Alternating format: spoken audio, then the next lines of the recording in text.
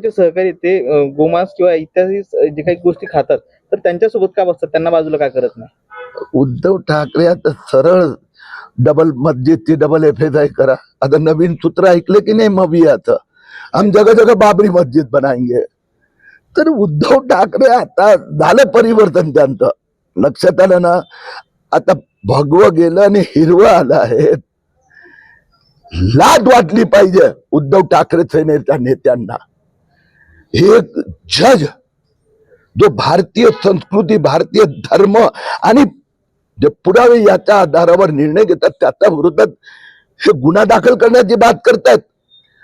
उद्धव ठाकरे आता तुम्ही, मी महाराष्ट्रात आणि मुंबईत तर तुम्हाला तोंडात म्हणजे सरळ आकडे देतो. आज 10 आमदार जे मुंबईत निवडून आले, हे सगळे 10चे 10 मुस्लिम क्षेत्रातून त्यांना मुस्लिम मत त्या विधानसभेत 20, 25, 30 हजार मिळाली म्हणून निवडून आले. आता महापालिका निवडणुकीत उद्धव ठाकरेंना मुस्लिम मत पाहिजेत म्हणून हे सगळे उद्योगधंदे आहेत. दोन्ही ठाकरे बंधू एकत्र आले, त्याचा मोठा करिश्मा चालेला असं त्याच्याकडे चर्चा आहे. हो, त्यांनी 2च आहेत, आता करिश्मा नाहीत. लक्षात आलं. महापालिका म्हणजे त्यांनी फक्त माफियाचं डेन बनवून ठेवलं उद्धव ठाकरेंनी. मी सोमवारी मुंबईत उद्धव ठाकरे सेनेने कोविडच्या काळात कशा प्रकाराने मुंबई महापालिकेला लुटलं त्याचे पुस्तिका आणि पुरावे लोकांच्या समोर देणार आहेत. आता उद्धव ठाकरे असो, राज ठाकरे असो, की ते काय ते सध्या हिरवी शाल घेऊन निघाले, त्या मुस्लिमांना पण बरोबर घेतलं, बांगलादेशींना पण त्यांनी शरण दिलं. तरी आता मुंबईकर महापालिका विकसित मुंबई करणारा भाजप महायुतीचा आता तुम्ही म्हणताय कोविडमध्ये त्यांनी घोटाळे केले, मात्र जेव्हा मुख्यमंत्र्यांच्या यादीमध्ये त्यांचं नाव बघितलं तर पहिल्या क्रमांकावर नाव होतं. तुम्ही दिलं होतं भाऊ, घोटाळेबाजांनी दिलं होतं पैसे देऊन. मी तर सगळे पुरावे दिले. अर्धी सेना तर जेलमध्ये गेली होती त्यावेळेला. सगळे आदित्य ठाकरेचे मित्र पासून राईट हँड पासून सगळेच जेलमध्ये, सगळ्यांवर केसेस चालू आहे अजून. तुम्ही जे घोटाळे बाहेर काढणार त्याच्यातून कोण कोण जेलमध्ये जाईल? राहुल गांधी का इल्जाम है कि बीजेपी संभाजीनगर आणि सिल्लोड येथे जे बोगस अपात्र बांगलादेशी लोकांवर कारवाई सुरू झाली आहे. आज सकाळी मी सिल्लोडला गेलो होतो. तिथे 196 लोकांवर पोलिसांनी गुन्हा दाखल केला आहे आणि त्याचबरोबर 286 लोकांचे, सॉरी 386 लोकांचे त्यांनी फक्त आधार कार्डच्या आधारावर फसवणूक करून जन्म प्रमाणपत्र मिळवले होते, तेही रद्द करण्यात आले आहे.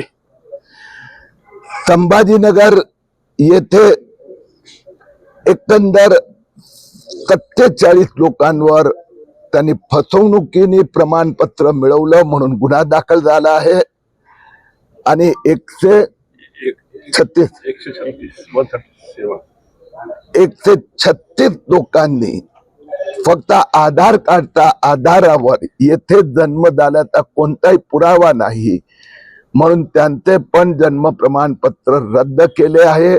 त्यांच्यावरही गुन्हे नोंदवले जाणार.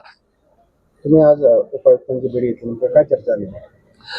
उपायुक्त पण होते, महसूल विभागाचे पण अधिकारी होते. एकंदर संभाजीनगर शहरात 1076 लोकांना जन्म प्रमाणपत्र देण्यात आले होते. त्यातनं आतापर्यंत चौकशीच्या आधारावर जवळजवळ 200 लोकांवर गुन्हे दाखल करण्यात येणार. सिल्लोडचा तुम्ही मुद्दा म्हणला तर स्थानिक स्वराज्य संस्थांच्या निवडणुका झाल्या तर अशा त्या जे लोक आहेत तिथले जे घुसखोर लोक आहेत त्यांनी देखील मतदान केलं आणि त्याचा समावेश आहे. आता हे एक वेगळ्याच प्रकारचा घोटाळा समोर आला. टप्प्याटप्प्याने एक एक कारवाई होत आहे. निवडणूक आयोगाची मी भेट घेतली आहे. महाराष्ट्रात एप्रिल नंतर SIR सुरू होणार आणि या सगळ्यांचे मतदार यादीतून नावं काढली जाणार. त्याचबरोबर आधार कार्ड प्राधिकरणानेही सांगितलंय की महाराष्ट्रात जे 2,24,000 ज्यांचे जन्म प्रमाणपत्र रद्द केले जात आहेत त्या सगळ्यांचे आधार कार्ड पण रद्द केले जाणार. सर सेंटरमध्ये पण आपली सत्ता आहे आणि महाराष्ट्रामध्ये डबल इंजिनची सरकार आहे. यावेळी घुसखोरीचा मुद्दा का असं असताना डबल इंजिनच्या सत्तेमुळे हे शक्य झालं.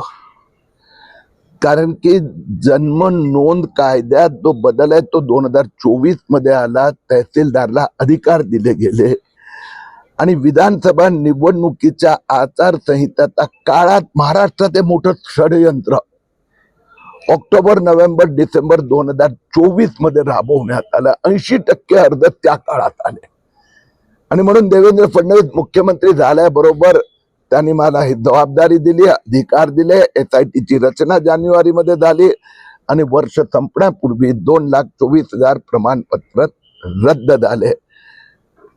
1/1/2026 पासून आता मी बांगलादेशची भगाव अभियान सुरू करणार आहे. मोठ्या प्रमाणात जे इन्फ्रास्ट्रक्चर प्रोजेक्ट मध्ये बांगलादेशी वर्कर कामगार घुसलेले आहेत, ज्यांना पोलीस व्हेरिफिकेशन ज्यांचं घेण्यात आलेलं नाहीये, फसव्या आधार कार्ड आहेत, ह्याच्या विरोधात जसा जन्म प्रमाणपत्र विरोधात मोहीम केली तर ती 2026 मध्ये संबंध महाराष्ट्रात फिरून बांगलादेशी मुक्त महाराष्ट्र करण्याचं आमचं स्वप्न आहे. सर हे राज्यभरामध्ये जो काही अपडेटेड आकडा आलेला आहे तो किती आहे? कारण राज्यभरामध्ये तुम्ही वारंवार अनेक वर्षांपासूनची तुमची लढाई आहे. अपडेटेड आकडा काय आता? मी जन्म प्रमाणपत्र तर तुम्हाला सांगितलं की 2,23,000 ते सगळे रद्द करण्यात आले.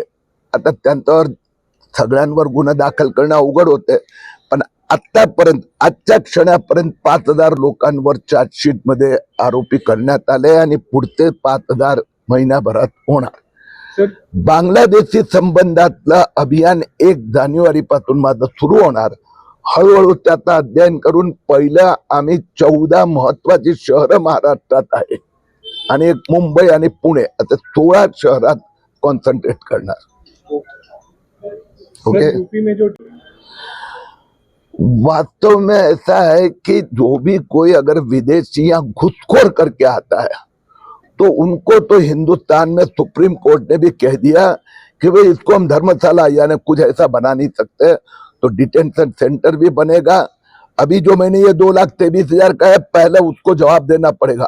उसके पास हिंदुस्तान में जन्म हुआ उसका कोई भी प्रमाण पत्र है ही नहीं, उसके पास कोई भी कागज नहीं है, तो कहाँ का है वो उसने कहना पड़ेगा. वो ब्रह्मदेश का हो, बांग्लादेश का हो, पाकिस्तान का, जहाँ का है उसको वहां जाना पड़ेगा. सर ऐसा नहीं लगता है इलेक्शन से पहले आप एक खास तौर पे ये मुद्दा ला रहे हैं? मुझे लगता है कि आपको इतना तो ध्यान में होगा कि मैं जनवरी 2025 में पहली बार आया था इस विषय को लेके. जी आप आए थे. तो भैया तो 1 साल से मेहनत कर रहा हूँ. तो बांग्लादेशी का चुनाव से संबंध का सवाल नहीं है, देश की सुरक्षा ये सबसे महत्वपूर्ण है. सर सुरक्षा के उद्धव ठाकरे काल म्हणले सेंटर को लेकर जगह फिक्स नहीं की गई है, उसके बारे में आप क्या बोलते हैं? अभी चल रहा है, सब एजेंसी अपना अपना काम कर रही है. मुंबई में भी डिटेंशन सेंटर बना है, महाराष्ट्र और जगह बना रहे हैं. उद्धव ठाकरे काल म्हणले की भाजप हिंदुत्व. झुंजार जनता न्यूज, फक्त बातमीच नाही तर बातमीचा पाठलाग.